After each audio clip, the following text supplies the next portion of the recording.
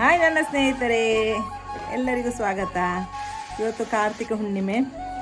ಹಾಗೆ ಈಗ ಸಂಧ್ಯಾ ಸಂಧ್ಯಾ ಒಂದು 6:15 ಗಂಟೆ ಆಯ್ತು ಈಗ. ಹಾಗೆ ಇವತ್ತು 365 ಬತ್ತಿ ಮಾಡಿ ದೀಪ ಹಚ್ಚಬೇಕು. ಅಂದರೆ ಒಂದು ದೀಪದಲ್ಲಿ 365 ಬತ್ತಿ ಮಾಡಿ ದೀಪ ಹಚ್ಚೋದು. ಮತ್ತು ನೆಲ್ಲಿಕಾಯಿ ಆರತಿ. ಹಾಗೆ ನಮ್ಮ ತುಳಸಿ ಎಲ್ಲ ಮೊನ್ನೆ ತುಳಸಿ ಪೂಜೆ ಆದ ನಂತರ ಬಾಳೆ ಅದೆಲ್ಲ ಡೆಕೋರೇಷನ್ ಆಗಿತ್ತಲ್ಲ, ಅದೆಲ್ಲ ತೆಗೆದಾಯಿತು. ಹಾಗೆ ತುಳಸಿ ಎಲ್ಲ ಕ್ಲೀನ್ ಆಯಿತು, ತೊಳೆದು ಕ್ಲೀನ್ ಮಾಡಿ ಇಟ್ಟಾಯಿತು. ಹಾಗೀಗ ನಾನು 365 ಬತ್ತಿ ಮಾಡ್ತಾ ಇದ್ದೇನೆ ಈಗ. ಹಾಗೆ ಆ ಒಂದು ಇದು ಮತ್ತು ನೆಲ್ಲಿಕಾಯಿ ಇದು ಆರತಿ, ನೆಲ್ಲಿಕಾಯಿ ಉಂಟಿಲ್ಲಿ, ನೆಲ್ಲಿಕಾಯಿದು ಆರತಿ ಎಲ್ಲ ಮಾಡಿ ಈಗ ಒಂದು ಕೆಲಸದಲ್ಲಿ ಇದ್ದೇನೆ. ಮತ್ತು ಅದರದ್ದು ವಿಶೇಷ ನೋಡುವ. ತುಂಬ ದೊಡ್ಡದೇನಲ್ಲ, ಸಣ್ಣ ಮಟ್ಟಿಗೆ.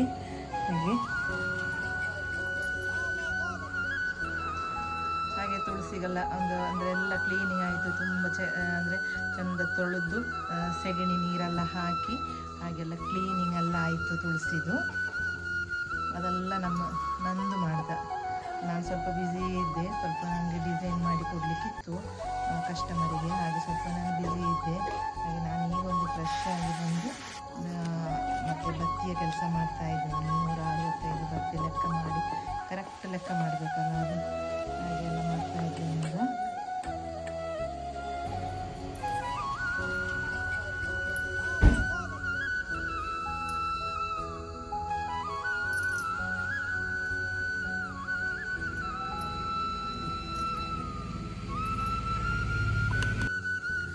ಇದರಲ್ಲಿ ಈಗ 20 ನೂಲುಂಟಿದು. ಅಂದರೆ ಈ ಥರ ನಾನು 20 ಆಚೆ ಈಚೆ ಮಾಡಿ 20 ನಾನು ಈ ಥರ ಮಾಡಿಟ್ಟಿದ್ದೇನೆ. ಇದು ಕಟ್ಟು ಮಾಡಿ 365 ಮಾಡೋದು. ನಾನು ಈ ರೀತಿಯಾಗಿ ಮಾಡೋದು. ನೀವೆಲ್ಲ ಹೇಗೆ ಮಾಡೋದು ಅಂತ ಕಮೆಂಟ್ ಮಾಡಿ. ಅಂದರೆ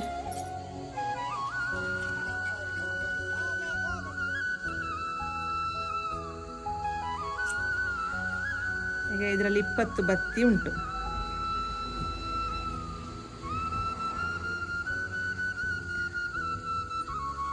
ಇದೀಗ 40 ಆಯ್ತಲ್ಲ. ಹಾಗೆ ಬಾಕಿ ಎಲ್ಲ ಸಹ ಕಟ್ ಮಾಡಿ ಹೋಗೋದು.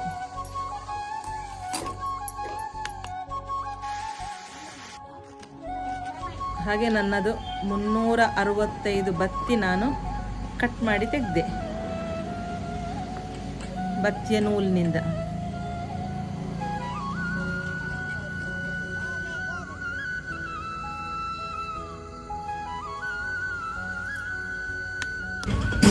ಇದೀಗ ಹಸಿ ಮಡ್ಲು ತೆಗೆದು ಕಡ್ಡಿ ಮಾಡಿ ಇಟ್ಟಿದ್ದೇನೆ.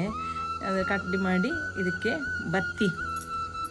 ನಾನು ಬತ್ತಿಯನ್ನು ಹೀಗೆ ಜಸ್ಟ್ ಒಂದು ಹೀಗೆ ಬಿಡಿಸಿ ಓಪನ್ ಮಾಡಿ ಇದಕ್ಕೀಗ ಸುತ್ತಾ ಇದ್ದೇನೆ. ಇದು ನೆಲ್ಲಿಕಾಯಿ ಸುರಿಲಿಕ್ಕೆ.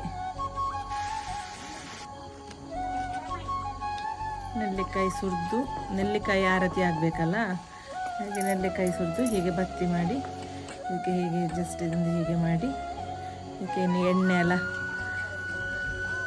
ಇದಕ್ಕೆ ಸ್ವಲ್ಪ ಎಣ್ಣೆ ಜಸ್ಟ್ ಒಂದು ಎಣ್ಣೆ ಮುಟ್ಟಿಸಿ ಚಂಡಿ ಮಾಡಿ ಹೀಗೆ ನೆಲ್ಲಿಕಾಯಿ ಆರತಿಗೆ.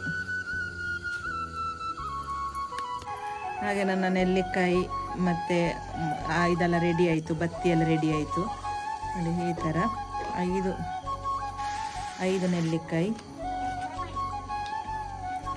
ನಾವು ಈ ರೀತಿಯಾಗಿ ಮಾಡೋದು. ಇನ್ನಿದು ಹರಿವಾಣದಲ್ಲಿಟ್ಟು ಆರತಿ ಮಾಡೋದು.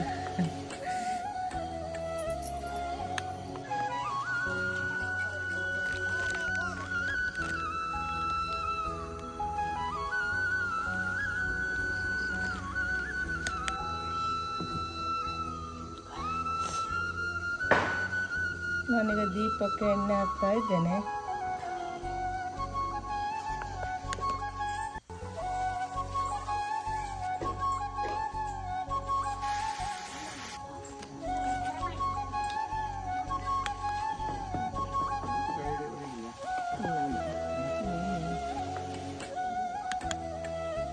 The puja was started.